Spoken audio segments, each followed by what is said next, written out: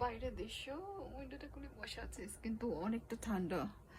আর এখন উইন্টার চলে আসছে ইংল্যান্ডে, এখনো পুরোপুরি উইন্টার পড়েনি, ঠান্ডা আসেনি, বা চলে আসছে অনেকটা কিছুটা।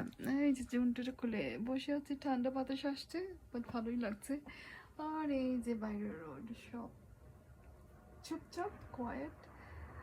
আর কিছুটা বৃষ্টি দিয়েছিল বিকালবেলা, রোডগুলো একটু ভেতরে আছে, অনেকটা ড্রাই হয়ে গেছে। আর এই যে কোয়াইট, এখন ঠান্ডা, কিছুটা ঠান্ডা পড়েছে, এখন লোকজন বেশি বাইরে হাট চলাফেরা করছে না এই রাতের বেলা।